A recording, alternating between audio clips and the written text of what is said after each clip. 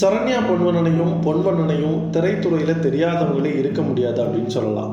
பல வில்லன் ரோல்களில் பொன்வண்ணன் ஒரு பக்கம் கலக்குனா, இன்னொரு பக்கம் அம்மா ரோல்னாலே இவங்க தான் அப்படின்னு சொல்கிற அளவுக்கு சரண்யா பொன்வண்ணன் இன்னொரு பக்கம் கலக்குறாங்க.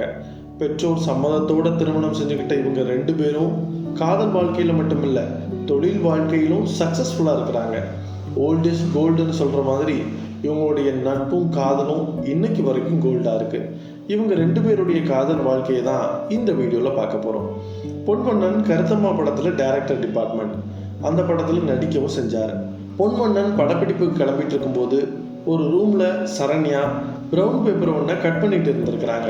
அப்போ பொன்வண்ணன் என்ன கட் பண்ணி வரைஞ்சிட்டு இருக்கீங்க அப்படின்னு கேட்க, அப்போ தான் சரண்யா நான் டிசைனிங் படிச்சுட்டு இருக்கேன், அதுக்கு எக்ஸாம் எல்லாம் இருக்கு, அதுக்கு தான் ப்ரிப்பேர் பண்ணிட்டு இருக்கேன் அப்படின்னு சொல்லியிருக்கிறாங்க. இது பொன்வண்ணனை சரண்யாவை கொஞ்சம் நின்று கவனிக்க வச்சுது. கூடவே பொன்வண்ணன் அடிப்படையில் ஒரு ஓவியர் அப்படிங்கிறதால சரண்யா மேலே அவருக்கு ஒரு மரியாதையும் கிரியேட் ஆகியிருக்கு. அதை ஒரு பேட்டியில் பொன்வண்ணன் இப்படி சொல்லியிருந்தார். அதில் அவர் சொல்லும்போது, ஒருத்தர் மேலே மரியாதையோ அன்போ வர்றதுக்கு ஒரு புள்ளி இருக்கும் இல்லையா, அது குணாதிசயமாக இருக்கலாம் அல்லது ஒரு உதவியாக இருக்கலாம். அந்த வகையில் சரண்யா கிட்ட நடிகை எல்லாத்தையும் தாண்டி இவங்க கலை ரீதியாக நம்ம ரசனைக்கு ஒத்து போகிறவங்களா இருக்கிறாங்களே, அவங்க கிட்ட ஒரு ஆர்ட் இருக்கே அப்படின்னு எனக்கு தோணுச்சு. அந்த புள்ளி தான் காதலாக மாறி கல்யாணத்துலேயும் முடிஞ்சது. லவ் அப்படிங்கிறதுக்கு ஒரு புள்ளி தேவைப்படுது, அது எதுவாக வேணாலும் இருக்கலாம். இந்த நிகழ்வு நடந்து 4 வருஷங்கள் கழித்து தான் நான் திருமண வாழ்க்கையை பற்றியே யோசித்தேன். வாழ்க்கையை நினச்சி யோசிக்கும் போது ரசனை ஒத்தவங்களை நமக்கு துணையாக மாற்றிக்கணும் அப்படின்னு எனக்கு எப்போதுமே தோணும். அப்படி நான் யோசித்து பார்க்கும்போது என்னுடைய வாழ்க்கையில் அப்படி யாரு கூடயும் நான் பெருசாக பழகினது இல்லையே அப்படிங்கிறது எனக்கு தெரிய வந்துச்சு. அந்த நொடி தான் சரண்யாவுடைய ஞாபகம் எனக்கு வந்துச்சு.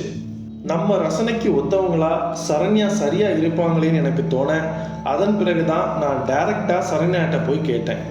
இரு வீட்டார் சம்மதத்தோட திருமணம் நடந்துச்சு, லவ்ல ஆரம்பித்து அரேஞ்ச் மேரேஜ் பண்ணிக்கிட்டோம் அப்படின்னு அவர் சொல்லியிருந்தார். இதில் இன்னொரு சுவாரஸ்யமான சம்பவம் இருக்குது. அதுதான் பொன்வண்ணன் சரண்யா கிட்ட காதலை சொன்ன விஷயம். ஒரு நாள் சரண்யாவுக்கு கால் பண்ண பொன்வண்ணன், நான் ஒரு படம் பண்ண போகிறேன், உங்கள் கால் ஷீட் வேணும் அப்படின்னு கேட்க, இதை கேட்ட சரண்யா வழக்கம் போல் எவ்வளோ நாட்கள் சார் கால் ஷீட் வேணும் அப்படின்னு கேட்டிருக்காங்க.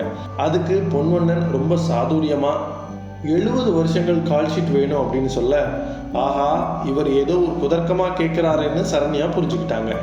உடனே சரண்யா, நீங்கள் என்ன பேசுகிறீங்கன்னு தெரிஞ்சுதான் பேசுகிறீங்களா அப்படின்னு கேட்க, அது கூட தெரியாமல் யாராவது பேசுவாங்களா அப்படின்னு பொன்வண்ணன் கிண்டல் அடிக்க, இறுதியாக பொன்வண்ணன், உங்களை கல்யாணம் பண்ணிக்க ஆசைப்பட்றேன், ஓகேன்னா சொல்லுங்கள், இல்லைனாலும் பரவாயில்ல, நீங்கள் ஓகே சொல்லலை அப்படின்னா நான் சாகலாம் மாட்டேன் அப்படின்னு எதிர்ச்சியாக பேச, இதை கேட்ட சரண்யாவுக்கு ஒரே ஷாக்.